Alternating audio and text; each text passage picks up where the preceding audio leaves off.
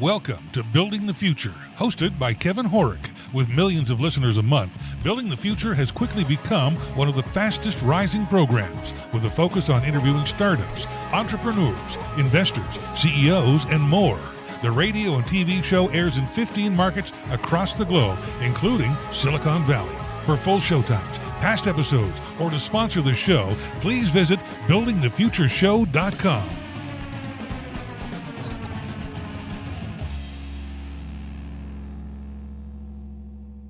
Welcome back to the show. Today we have Maxime and Pola from Kantree.io. Guys, welcome to the show. Thank you. Hi. Yeah, I'm excited to have you guys on the show. I think what you guys are doing in the space is actually really quite innovative and cool. But maybe before we get into that, let's get to know each one of you a little bit better. And maybe Maxime, do you want to maybe give us a bit of a background on yourself, kind of where you grew up, where you went to school, and how you got to Kantree? Yeah, sure. So grew up is an interesting story. I will make it short, but I actually grew up around the world. So like 5 different countries before I was 8 years old. Yeah. So like, kind of a very mixed cultural background, but French, from France originally, like both my parents are French. And so came back to France for my studies, I have a master in computer science. Very cool. And worked for a few years in some startups, freelance also. And then in the end, like with some friends, we really wanted to create like our own company, work on our own project. We really had this idea about like making like Kantree, our product, that we had something in mind. And so we started working on it like 4 years ago now. And that's how we end up here. Very cool. Paula, do you want to do the same? Yeah, I'm complicated as well. That's awesome. Well, I was born in Krakow, Poland. Then I lived in Chicago for many years, and I ended up in Paris. Very cool. Virtually Polish American living in France. And I studied English, and then I started marketing communications. And this is what I do here for Kantree: community management, content, marketing communications. Very cool. So what exactly is Kantree, and why did you guys decide to start it up? So Kantree is like a collaboration and work management platform. So the idea is to provide a very easy to use tool, which allows you to collaborate with your team. So between team members, when you need to work together, right now, usually it's either like some Excel spreadsheet, emails, some people will already use some kind of online tools, but either like a lot of people who already use these kind of tools, they feel the frustration and the frustration in the limitation of existing tools. That was our feeling. Like we were already past the stage of spreadsheet, email, and stuff like that, really already on a tool. But we felt like you had to buy in the vision of the people like creating the tool, basically. You know, everybody has different ways to organize themselves. And we felt like a lot of the existing solution, it was everybody was giving you their version of how they wanted you to organize yourself. And either you agreed with them and then fine, you like the tool, or you felt like frustration there and you really couldn't fully use their solution, and you really falling back on spreadsheet again and stuff like that. So it was not satisfying. It was not satisfying at all. And so our vision was to say like, okay, like, you know, we were a bunch of programmers. Like I come from like I said, computer background. So we're a bunch of programmers, and for us, it's always easy to say like, okay, let's build our own tool, you know. Right. That's not really a solution. Like everybody can say like, you know, and so we were like, okay, perhaps for us, we can say that, but we wish that everybody had the same opportunity to say like, okay, now I want to make my own version of stuff, and I want to be able to organize myself as I want, but still do it on the computer, online, being able to collaborate at the same time, and everything will be like easy. And I don't really have to know, like, I don't want to know programming language. So that's not the point. And so we had this vision of create a like super flexible tool, which really allow people to organize themselves as they want, and so organization is not only like task management or this kind of stuff. Organization, like working together as a group of people, is also like sharing knowledge and like sharing, like be able to synchronize yourself in processes and stuff like that. Like there's many workflows, like there's many stuff to take into account. And so really wanted to think about something which was like flexible enough to allow like these many ways of working. So really thought about like what is work, what are the concepts behind work, and all these kind of things. And we end up with Kantree. So our frustration was really like we didn't want to simply use spreadsheet and emails. Like that's like we feel is not enough. Like that's not a proper solution to organizing work. And at the same time, existing solution were feeling like too limited. Not like we really had to completely buy into the vision of somebody else. And not being able to work the way we actually wanted based on the specifics of our business and stuff like that.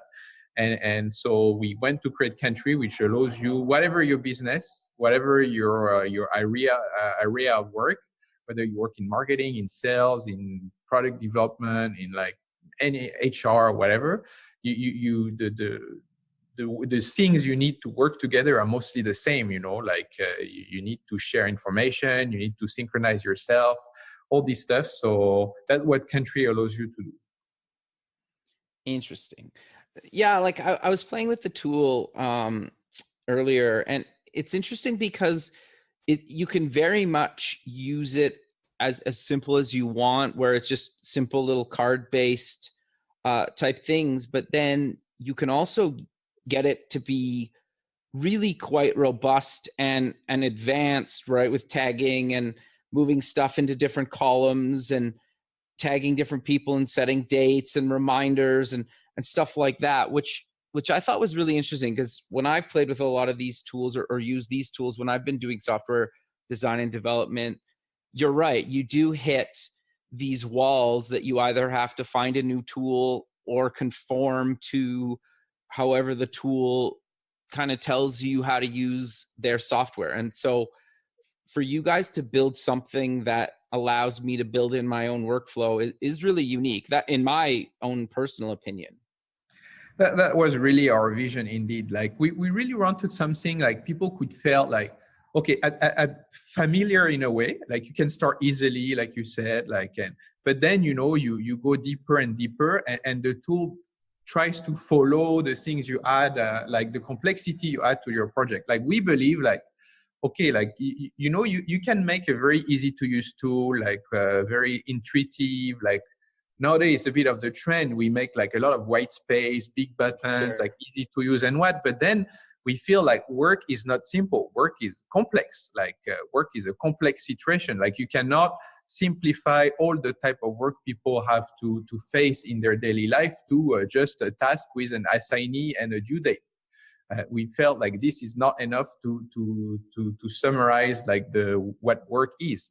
And so we really wanted to give the opportunity to people to as they get used to the tool, they can really like customize it more and more and more to really be able to handle the specifics of their work, the complexities of their work. And we feel like this is something very important, that we need to accept that work cannot just be something like organizing work. When I'm talking about work, I'm talking like about organizing work. It's not something which can be just simplified to simple task management. You have many other aspects. And we really wanted to get this tool, like can start from like, we will like be with you along your journey towards like, like the work you have to tackle. So that's really something we wanted to provide. And I can add some things to this too, as the newest member of Team Kantree, because I'm not a developer. And I joined knowing what the tool was, but there was some lead-in time, and I found it very intuitive to use, and I could pick it up really quickly. And so that's what you talked about. For simple tasks, you can really get in there without the IT knowledge. But then if you want, or if you need to, you can really go deep. We do offer training for people who want to be certified in Kantree as advanced users. And this is something we offer to either digital transformation consultants or agile coaches or team leaders that want to help their teams. Even though you technically don't need a lot of tech knowledge to deal with Kantree because it's supposed to be easy to use. But if you want to dig deeper, you can, and we are here to help you with that. And we have some users who really love to go deep in the product. Like it's like we really see some crazy scenarios, and this is something we're really proud of to have, that we see people, you know, like found their way and have are able to really like create their dream of a process, of a workflow, of whatever they wanted to do, but they were like, they couldn't do it elsewhere. And they went the deep end in Kantree. And when we see these kind of scenarios, it's something we're very proud of. No, that's very cool.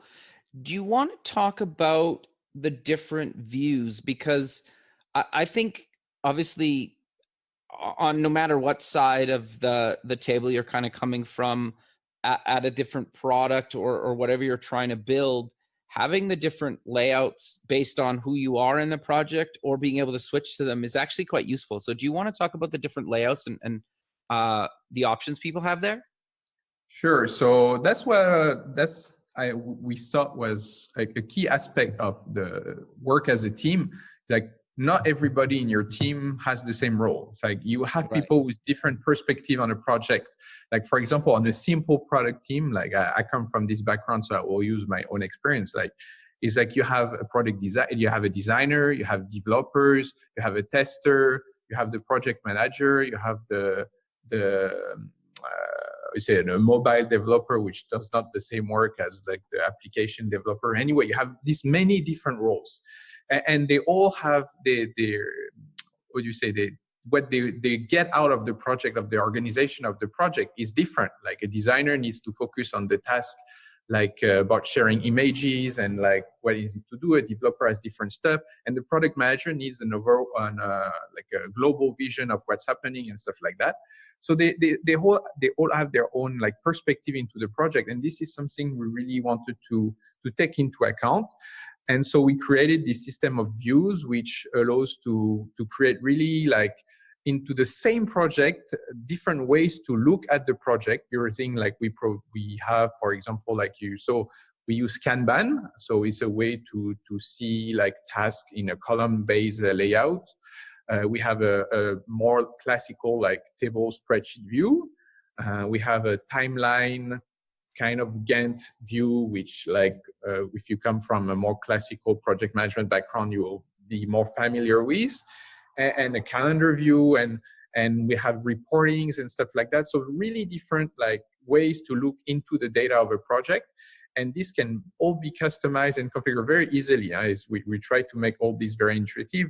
And so that every member of the team can get a personalized view into what's going on in the project, and so they don't feel overwhelmed by the amount of work that may be going on across the team. And one important aspect of that you can have a single project and everybody working as part of this project with their own perspective, in that everybody is actually working in the project. Because what we see often at the moment is that you have the project manager who have the overall vision, has the task list for everybody, but this is not really shared with every member of the team. Perhaps they will assign tasks to somebody and stuff like that, and they will only tell them do that, but then the developer does not really know what the designer is working on. Only the project manager makes the liaison between people. So what we wanted is like everybody works together in Kantree, but then you can have your perspective, your view into the project, what really interests you. But at any time, if you want to jump into like a task done by a designer, what you can actually participate in things which does not really immediately concern you. But we feel like when you're part of a team, like it's important to be able to know what every member of the team is doing, and being able to share knowledge and idea and like opinions between team members to create this like this team energy that you need to really push a project to the end. This is an example of how our own culture here at the startup Digicoop that developed Kantree, how that translates into the product, because we are all about transparency and that openness and making decisions together, and that is reflected in the product. Interesting. I want to dive a little bit deeper into that in a few minutes, but a couple of the things that I found unique about the product from my perspective anyway was part of the problem sometimes, especially in agile development, everybody obviously wants their feature in as soon as possible, and that's fair enough. I'm in the same boat. But knowing how adding features based on your velocity can push out timelines and everything, and being able to switch kind of between this traditional kind of card or table view into a timeline view as you're moving things around, and you can see, oh, like if we add this feature before this other feature, it delays that first feature by a period of time, right? And being able to make those calls in the different views is actually really useful, and it's easier to get kind of the management or whoever's making the decisions to actually kind of understand the implications of making some of those changes, right? Do you maybe want to elaborate a little bit on that? Yeah, that's a very good point. Yeah, indeed. Sometimes that's one of the aspects also have being able to have this multiple perspective inside a project. Like multiple perspective implies like really sometime but like you say, like visualizing your project on a timeline will give you a very different idea of where you stand compared to seeing a spreadsheet, for example. Yeah. And so being able to switch from one to the other in like one single click, and the data, if you update the data on the timeline, you immediately update the other one, like all is the same data, like that's something like people appreciate a lot and really can help to solve bottlenecks sometime and these kind of things. That's really something indeed that a lot of our customers appreciate a lot, to be able to have the same data and quickly change the way you see it, is often something very appreciated. Very cool. Do you guys also do some pretty detailed reports? Do you want to talk about reporting? So, but like a lot of our customer base is quite large companies, and so reporting is a core part of their project management. I guess like reporting is important of course it's important in every kind of project management. Like you need to know where you stand, like or did you keep track of your project and things like that. So but based on like our it's always, we follow always the same development the same product vision. Like we always want to create something which is it's the users who have the power to decide how to make it, how to customize it, something always very flexible. So our reporting system is built with this in mind.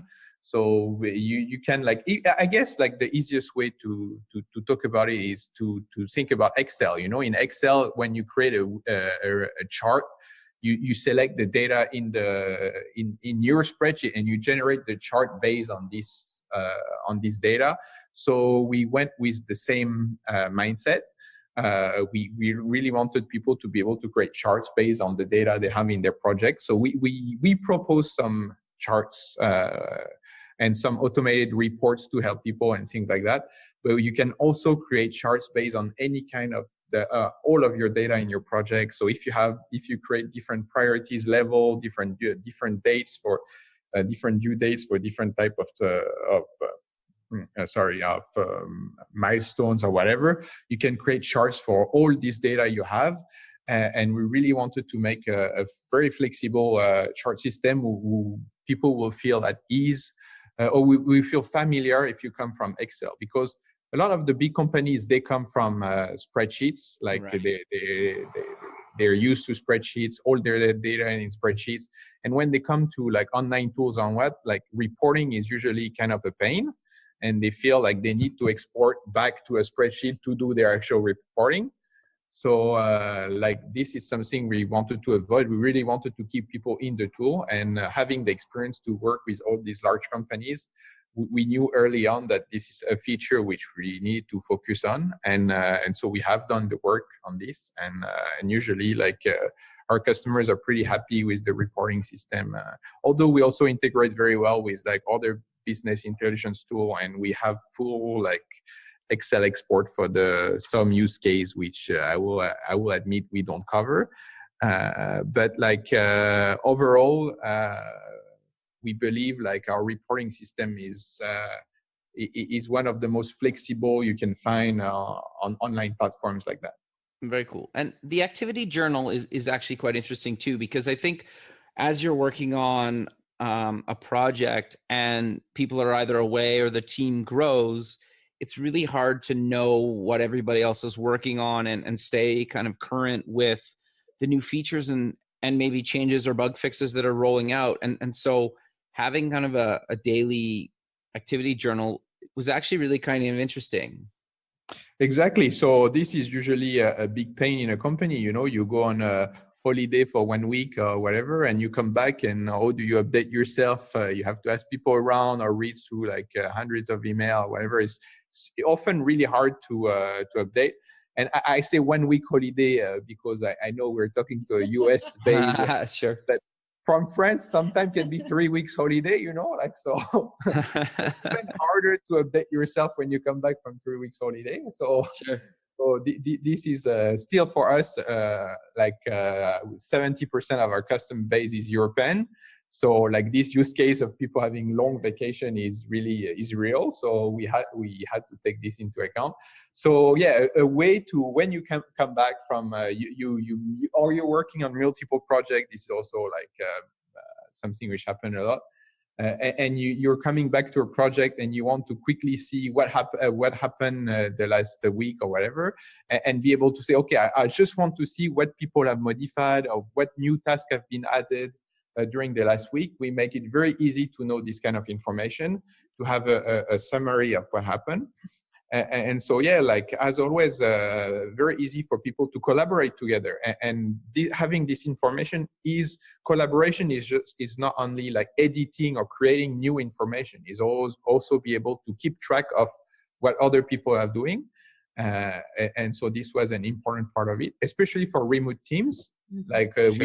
we are remote also, and so like so having a way to keep track of what everybody is doing when you haven't worked on a project for a day or like even 2 days, like is something very practical. Sure. You guys also have a bunch of integrations. Do you want to talk about some of the integrations and how they work with Kantree? Sure. So, but like the biggest one, I guess, is with Slack. Sure. So I don't know if I have to present Slack. I guess not at that I point. think most people know Slack. And so Slack, yeah, we are very we work. I would say it's complementary. Kantree is very complementary to Slack. So we don't offer any like chat system inside Kantree. We really wanted to focus on project management, collaboration, and sharing like structured data.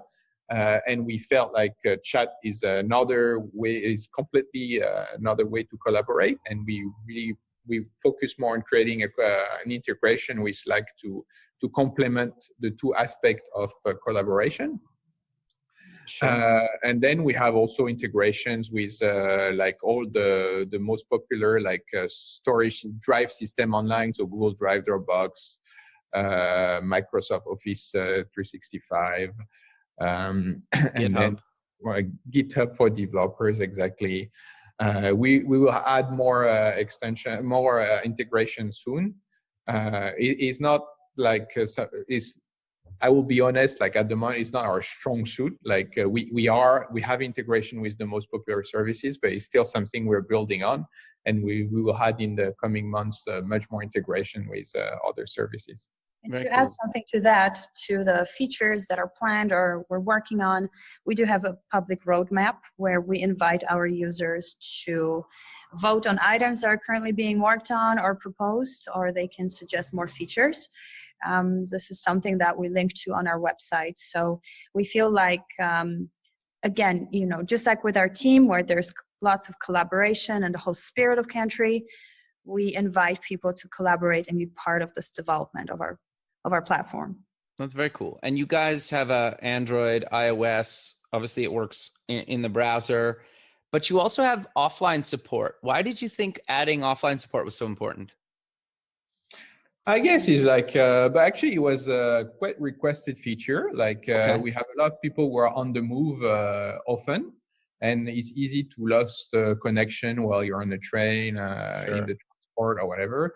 And so it was actually quite important for a lot of people to be able to not fully use the product. Like we don't offer like full edition while offline, but that people can at least consult their project, like be able to browse their project while offline, and add new stuff, leave comments on stuff, on tasks and things like that. It was something important for a lot of people. And we felt, if we want people to transition from spreadsheet and things like that, which were working like completely offline, we need to be able also to give an alternative to this model. We cannot just say to everybody, okay, no, you need full-time internet connection, and or if not, you're not working. Like always something happens. Sometimes you lose connection or what, and then what do we say to people? No, you stop working while you're offline. This, like, I think for people who work like for anybody who works in like companies and you cannot justify just saying I lost my connection, I cannot work anymore. You know, people expect to be able to continue to work in this while offline. So like I guess a proper project management, which you want to be able to use nonstop and rely on, needs to be available offline at the same time. No, makes total sense. So do you guys want to maybe give a few more use cases of how some of your clients or types of clients that are using your product? Sure. So actually a lot of, so we have like we said, all the agile project management. So a lot of product development and stuff like that. This is the most common use case, but we have a really large use case of HR people using Kantree.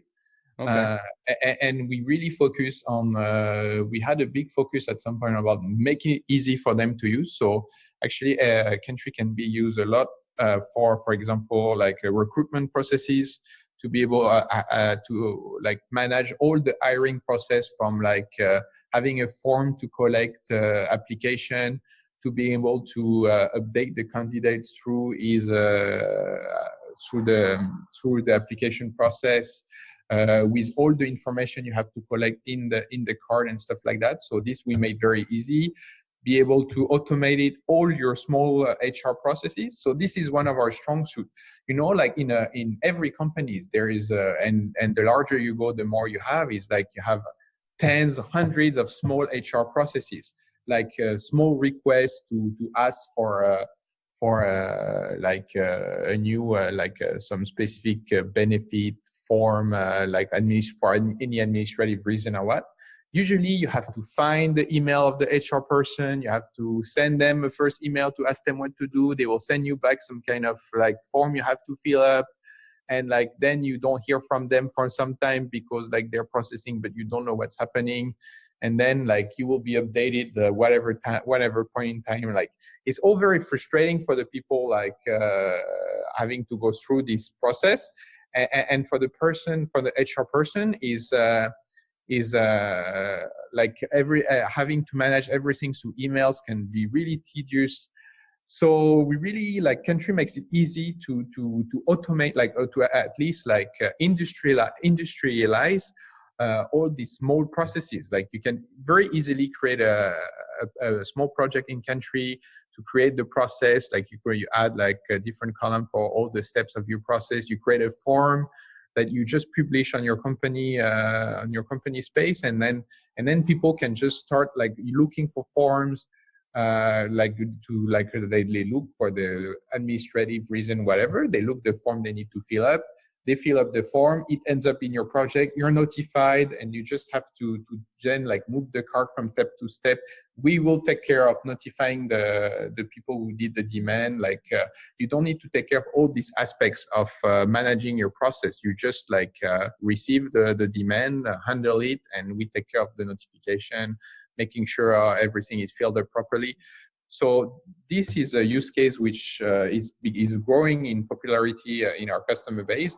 And now we're seeing some of our large customers like who use Kantree for HR more and more, and we're spreading into the HR department because like they can really see the use case of for the first time, like HR people have a tool which they can use by themselves without any IT assistance, any help from their IT department or what. they can just start to automate their own processes, and it saves them a lot of time, a lot of energy, and it all makes it much more easy. So this is one of our big use cases right now. Speaking of use cases, on our blog, we started adding client stories. If there are listeners who are interested in this, right now what we have is, for example, one company using Kantree for HR management, not just recruiting, but management. There's a startup that uses us for business development, and they have been with us since the beginning of their existence. And also a large multinational group that uses Kantree across teams. So really there's this versatility and flexibility. So I invite you to check out the blog on kantree.io and see for yourself if there's some sort of inspiration for using the tool. Very cool. So you guys have kind of two versions, a cloud and an enterprise version. Do you want to talk about each version and how are they similar and different? Sure. But the cloud version is it's a classic like SaaS, so software as a service solution. So it's like you have a 30 days free trial, and then it's pay per month. There's no contract. It's very easy to use.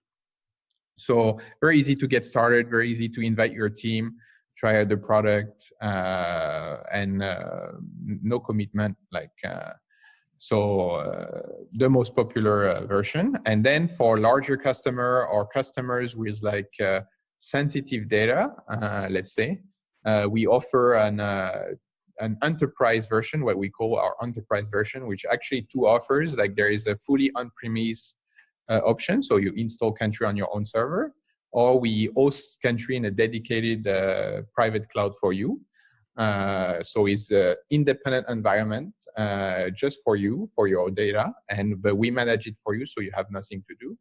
And so this is quite popular. We have some banks actually. We work with some banks, so very sensitive data, some medical companies, but we have a big nuclear company also we're working with. Interesting.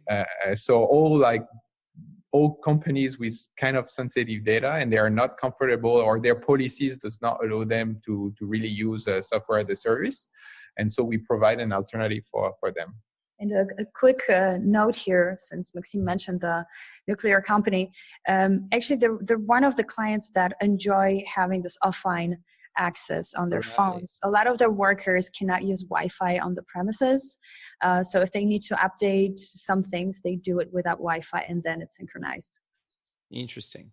So we touched on it a little bit earlier, but you guys have a unique corporate culture that I think companies are at least thinking about doing. So do you want to talk about how you guys are structured and how you're quite different from the traditional company model? Well, I'm glad you mentioned this because since I'm the person writing our blog, I recently wrote something called A Look into Our Uncorporate Culture. That's what we decided to call it. I'm sure Maxime can tell you a lot more, but being a small team, we can easily make decisions together. And if you go to our website, the first thing you'll see is that we talk about collective intelligence. And this is sort of something that we live by. Exactly. So that's why when we founded the company, it's one of our core value, and is really this collective intelligence aspect, believing is as a group all together that we're stronger and more intelligent than rather that just the independent member of the group, is all together that will succeed. And so we made the company as a worker cooperative, meaning every employee has actually is owner of the company. So we all co-own the company. So everybody has a say. Everybody has access to finances. Everybody can really feel they're in charge of their role. We all have our role in the company. I don't do marketing. I have no idea how to do that. And Pola does not do development. And then I drag him to radio. Yeah. But we're all in this together, and that's really the spirit. So although we don't do the job of the other, we are all interested in what everybody is doing, and we all feel like we want to make the company succeed all together. And so we really work toward this way. So this really implies like full transparency, being able to understand what everybody is doing, and knowing also to share what you're doing with the other is also a very important aspect of it. And transparency, like being able to know every aspect of the company, because if you need to take decision about in your job, in your role, or a decision about the company as a whole, like sometimes we have to take all together some important decision for the what you say, the life of the company, in the life of the company, like you need the full information for it. So transparency is something very important. And this, we believe, like in larger businesses, something is sometimes lacking. Like without like really good transparency, the decision you may take may be only partial, and so like not as good as it may have been. We all came from some sort of corporate background, and we all didn't always love everything about that. And I think this is why a lot of us enjoy this collaboration, having more of a say, not having 10 managers over your head, and actually feeling like everything you do really matters, that you are a big part of the company and its success. And to make this happen, so that's why the worker cooperative was important for us, because to make this happen, to really have this feeling that you are responsible, and like you share the responsibility of everything. We needed to show, like, you cannot say that to people. Like, you cannot hire people and tell them like you have full responsibility in your job, you have autonomy and things like that, but then you get no benefit out of the success of the company. So having a company which we all own together means like profit is shared between all the employees, that we all get the benefit of the company. Like us as founder, we don't like get more benefit than any of the employee we hire after. Like we all get the same. So that was an important value for us. Like we think like even people we hire after us, we hire them because we need them, and so we share the benefit with them as much as with everybody else. And again, speaking as the newest member of the team, this is something that really drew me to this company as opposed to some of the others. And so far, so good. No, that's awesome. So what does remote first mean to you guys? Because it's a little bit of a take on the remote worker, but the remote first, I think, is a newer term that some people might not have heard of yet. Okay, well, my free translation of that is you can work from a beach in Thailand if there's Wi-Fi. The general idea is that, there are corporations that allow you to have one day of working from home. There's a remote policy. But remote first goes way beyond that, and it's really giving people the freedom to work from anywhere they want, from wherever they feel they are most productive. And this again goes back to our core values of this transparency and being in this together. There's a certain trust. You don't need to clock in at 8 a.m. or do the 9 to 5. You still do the hours. But if you need to see a doctor or run an errand in the morning, it's okay. Come in, stay a little later, be fair. Yeah, and so the remote first, what also we understand, like what we mean also by remote first is the whole company has to then be able to support remote work, because often when you see like that's what I was saying, like a lot of companies have perhaps the two days a week, you work remote 2 days a week. But what we see a lot, if they have this policy and at the same time none of the rest of the work will be organized to be able to perform remotely. Yeah. Like when you end up working at home or wherever you work from on these 2 days, like you don't have access to perhaps the whiteboard you have in the office, or the papers you have on your desk. And then what do? Like you feel you have to go to your office to actually perform your work. That's a big problem. So remote first is also a lot about like saying like, even if you work in the office, you have to assume like you have to work in the same way that you work at home, and assume that you will not be at the office on some days. So no paper on your desk, and we are a no paper company. We never print anything. If we receive something, we scan it, we throw away the paper. So that way everything can be accessed from anywhere. There is really no constraint to having, I forgot paper somewhere, or I have to look into something. This never happens to us. And then all the work also, we have no whiteboard on the wall. Well, of course, we use Kantree to manage our company. But then everything is online. All our documents are online, all our communication are online. So this is really important. But we do have an office. Like I like to work from the office, for example. I come to the office almost every day. But my other coworker, like he does not like to come to the office, and I see him perhaps like half a day or 1 day a week. Okay, and we have to think about the way we organize the work, that both of us can perform the same way, whatever the location. So the office becomes a location like anywhere else. It is not a special location where we have more paper or more organization than anywhere else. It's just become a desk like you will work from home, from a coffee, or everywhere. Office is a state of mind. Yeah. Fair enough. You guys also have a unique kind of vision for the future with open source kind of environment. Do you want to talk about that? Sure. So open source has always been like one of our goals. Also, we feel like we know some companies really fully attempt the open source business model, and it works for some people. We were a bit scared like about trying to be open source from the start. So we started closed source. Soon, our goal is to open source the code with our customer as a first step. So the code will be open for all our customers, and they will be able to participate in the development of Kantree. They want to suggest like update, fixes, or what, they will be able to participate. We'll integrate them, but more as a private community to start. And then if this works well, if we see like we can really build a business model around open source, we have this ambition to go fully open source. But it will not be something short term. It's something we really have to consider on the business model aspect of things.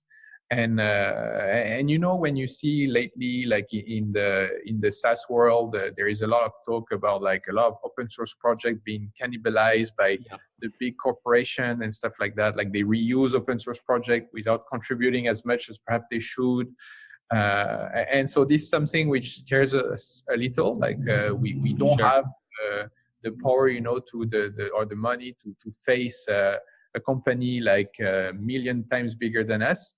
So if they decide to suddenly propose our project as propose Kantree, an open source version of Kantree as part of the services, like what could we do? You know, like interesting. You can sue as much as you want. Like that won't change much. So we really want to address go open source in a very practical way of things, not only an ideological way of things. Also, that would be the best, but like we try to be practical thinker, and so like if we can really see we can build a sustainable business model around a fully open source version of Kantree, we'll definitely go towards it. And but we will go baby steps, and first open source for our customer, and then if this works, open source fully. Very cool.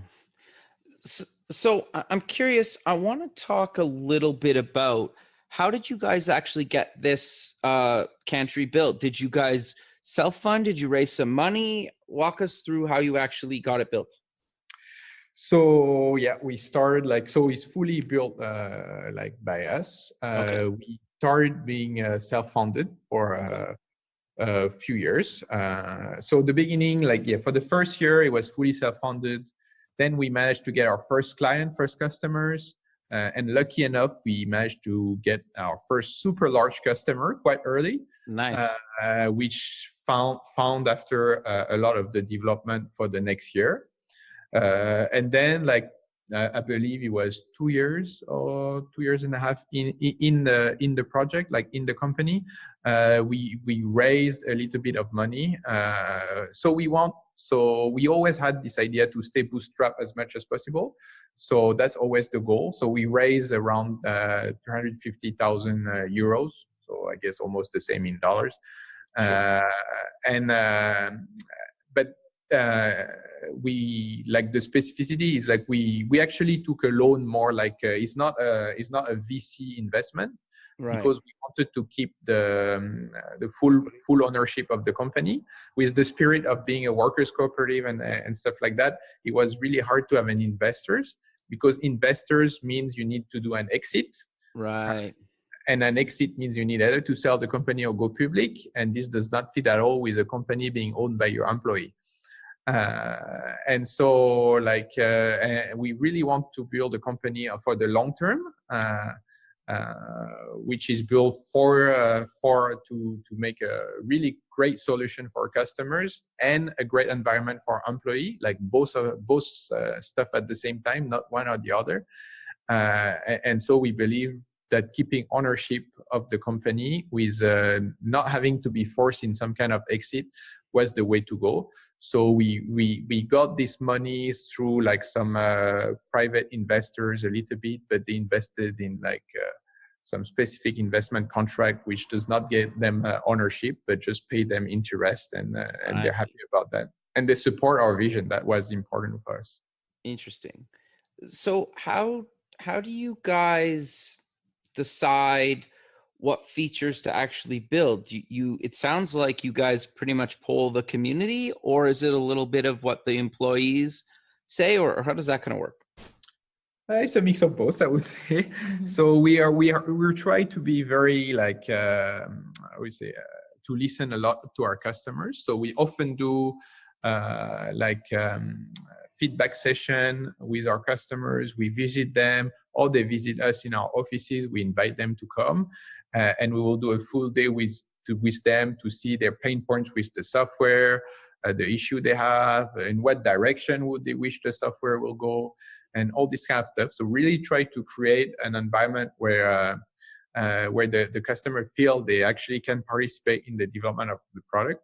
So actually, some customers, the largest customer, were like pretty active. We see them like I don't know, every 2 months in person. We go see them, and we have a session with them to really see what's happening, what's their team doing with Kantree and stuff like that. And so they really feel happy. They feel involved, and they feel like they have the software will be built. They can see where we're going, and they can feel that it's the good direction, and that we don't let them. We have not sell them just something and then abandon them and stuff like that. Like they really get involved. And then we have the whole online, like Pola was saying, the online roadmap where people can suggest features, they can vote on features, they can comment and stuff like that. So all the history of the features we have developed is, you can see it there. You can go back through the history of what we have done. You can see what we have planned to do, what we're doing at the moment, and things like that. So you can really participate. We welcome any kind of comments, any kind of suggestions, and things like that. Very important to us. And then, of course, there is our work we have to do inside the company. We have our vision of what Kantree should be. The vision, we believe, should be ours. Our customers get to say what they need, what they believe the direction of the product should be, and what. But the vision we want to give the product will always be ours. And so our work is to always listen to our customers, see how does it fit in our vision, how can we provide solution to their problems. And we do that permanently, because and on top of this, we have the experience to talk to many different companies. Like usually, when we talk with one company, they will give us their suggestion, which is very appreciated, but it's just from their point of view. And sometimes actually they will benefit from the point of view of another customers who do things differently, and it may help them and stuff like that. So our job is to combine the feedbacks from all these companies to create the best software which can which can fit the many type of work you encounter in all the companies and the many type of working of organization and stuff like that. Very cool. So what advice would you give to startups or any other company that's looking to land their first few clients, especially a big client, because you guys obviously pulled it off? There is a big part of luck. I won't lie. Okay. But a bit of the network also. So like our first client was part of the network. We heard that like they needed some kind of product like ours and what. And so after is like calling, like try to make your network happen, like activate your network to get the call with the right person. And then is about being ready, like prepare the interview, prepare the product, and be able to work with them. Like usually, I think the hardest to work with larger companies is the time factor. Like it's much longer than a smaller company. Although they pay much more, like the contract are much larger. But the time investment is really great. So you have to be ready for that and be patient. And there is no way you will kind of speed it up by pushing them. Like usually they have their processes, they have the stuff they need to respect internally. So it's more like work with them. Perhaps we feel like we have great success with being able to set up like smaller proof of concept situation, POC situations where you set up an experiment with for limited scope with one team or something like that, and then grow from there. I think like the network is the most important aspect of it, and then once you have the few first customers, then you activate all their contacts, things like that. So we organize after we got the two first large customer. We organize like morning sessions, coffee shops where we invite their customers, and like when we try to invite other potential leads for us. And so it creates like an ecosystem when they can talk to each other and convince each other that Kantree is a good solution for them, that we don't have to do all the work, Smart. Well, Kevin, you can ask us again in a few months, because our next little frontier is the States. Like I mentioned before, I'm from Chicago, and I'm going there soon. And we'll see if I can. Well, I'm actually listening to Maxime and taking notes. Nice. To see, what might happen in the States. Very cool. Yeah. Do you guys have any other advice for entrepreneurs kind of starting out or at any point in their journey that they should do or don't do? Well, it's a good question. That's always hard. Like I think perseverance is a key. Being able to last to be able to go through all the hardships that may come. Like it was not always easy, and there's times where you're really doubting what you're doing, especially when you decided a bit like us to go on a path which is not so common. We could have gone the more like traditional startup way and accept like a lot of VC like investment, like it was proposed to us and we refused it because we believed in the values we are defending. So I think like, believe in your values, but like that is never enough. Like work hard at the same time, I think like always keep a practical mind, and sometimes like perfect is not needed, like good enough will do. And as long as it does not against your values, And also surround yourself with the right people, not just in terms of going out there to network and to spread the word about your product or your vision, but also the people that you work with, whether you are a team that's always in the office or a remote distributed team like we are. Because, given how much time we spend together, working on the same projects, you have to have the support. You have to have your back if you're going to build a company from the ground up. That's a very good point. Like hiring is essential, And we don't hire based only on skills. You have to hire based on also the human factor, like especially in, like we were talking about creating a trust environment, like being able to be fully transparent, like having full confidence into every member of the team.